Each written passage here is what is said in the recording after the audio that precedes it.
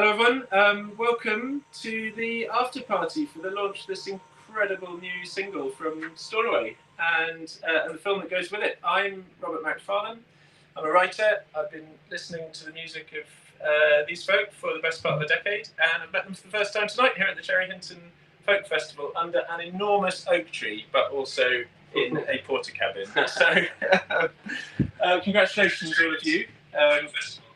I'm listening to myself there. Yeah, congratulations, that was fabulous. And well, first of all, why did you cover a Bjork song? So that was me, really. That's kind of it's a bit of a long story, really. But we've taken a long break from music, really. We sort of split up as a band in 2017 with our farewell tour. And it took me a long time to rediscover songwriting, and it was really the pandemic. I think, like for lots of people, it kind of just opened up a bit of space, and I had a new shed as well. So the combination of pandemic and new shed meant that I finally, started to explore creativity again, and Bjork was my way in, really. She's just such an inspiring artist. I mean, for so many writers, for so many songwriters, and no one really covers Bjork. She's just so unique and puts such a kind of stamp on anything she does. But I think it's kind of people are sort of, I don't know, maybe daunted to go there, and maybe I should have been too. But I thought I'm going to challenge myself, and this could be my way back into songwriting, is to try a cover and try, arranging some music in the shed, and I just got really sucked into it, and just so it turned out, as you just heard, a very different sound. It's kind of, I don't know, we brought in real acoustic instruments. So Bjork's original is an amazing electronic, kind of quite digital sound, and so we've kind of made it our own, really, and sort of had a play with that and sent it to John, and John, started to add piano and what else? I don't know, organ. And you added Yijia after a while. We got Yijia on the line, and Yijia's voice is in there as well as her Huja.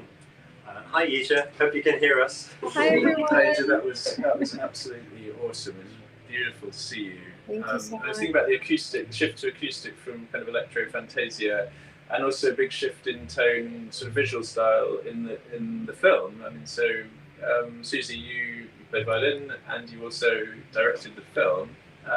In fact, I could have seen Bjork in that forest as well. I think she would have loved it, but you were there. Tell us about the decisions you made around that. Yeah, we wanted somewhere naturally beautiful, didn't we? And Brian, actually, you had a connection with Whiting Woods, so we were quite tight schedule. So I thought, where can we get access, and where it's very beautiful, where it's very beautiful and natural. So the woods, and then a nearby wildflower meadow. Yeah. And so you got us access there because you used to you worked there after your. That's right. Yeah. So after I finished my my undergraduate studies at Oxford, I got a job with the Edward Gray Institute of Field Ornithology, and they've got this incredible study there that's been going. It's the longest running study on any wild animal in the world.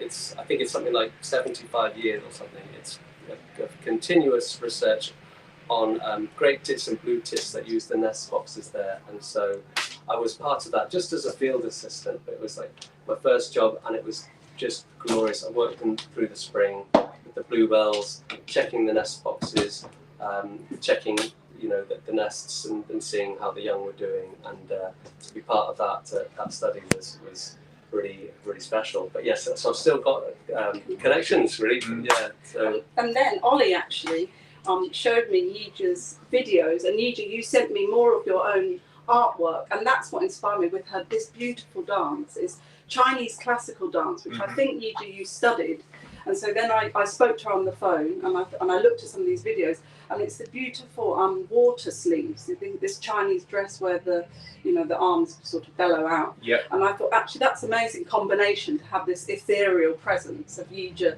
her lines that come in the song. It's sort of an alter ego maybe to Brian. So that sort of ethereal, she dances through the guys. And yeah, I loved her dancing. So I thought, why don't you just combine those? So you get water in the woods, as it were. You get, and you get the what's it? Edward Thomas calls wood the fifth element, and so you've got two of the five. There's a comment here from Andy H. Yijia's silky voice blends beautifully with Brian's soaring tones, a great sound, and very much feel a feminine voice complements Stornoway's unique music. So that's great. And people are listening, please drop questions in the chat, comments, thoughts, and I can relay them to the band.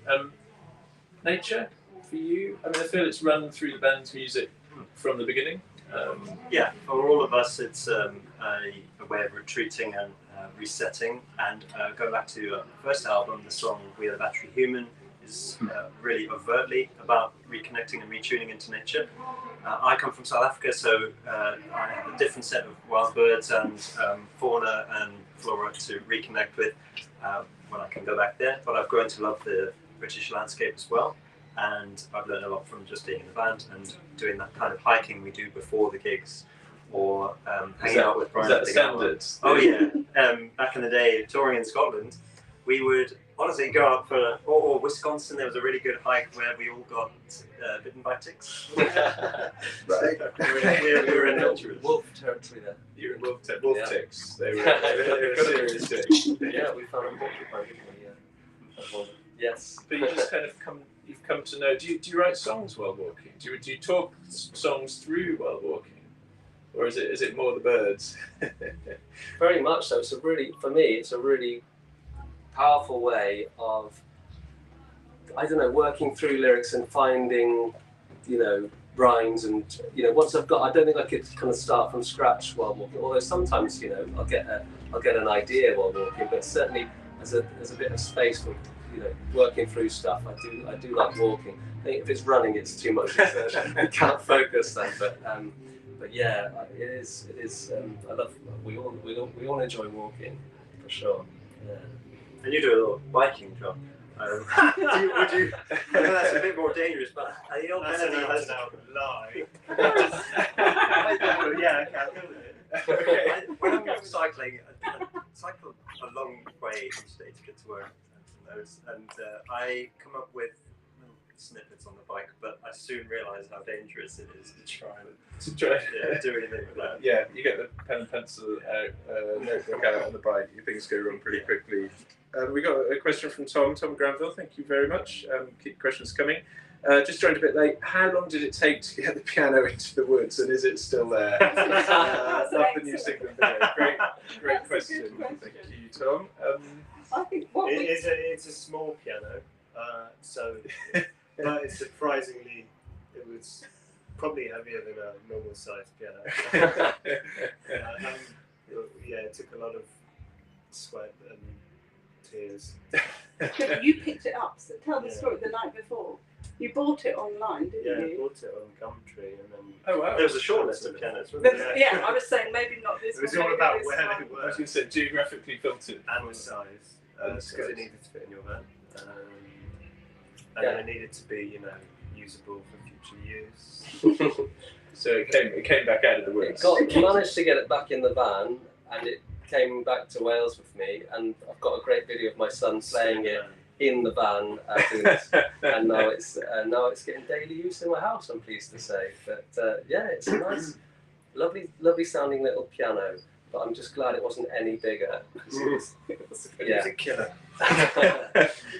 What about the day? So I mean, you obviously had that incredible light coming through the beech leaves. There's that very particular cut colour of the green. Trouble with the green. It's not trouble. It's wonder of the green, because it looks like May to me. I don't know. It has that kind of bright spring light through young leaves. Very end of Or early June. But Yeah, you're right though. Yeah. And amazing camera work. I have to shout out to Sam Marley, the director of photography. I mean, In fact, he had a lens, a 50mm lens that's called the Dream lens that we used for the shots of Yijia. So you've got all out of focus, this warm, and then the grade, we also graded it, so it's got that dream-like warmth to it.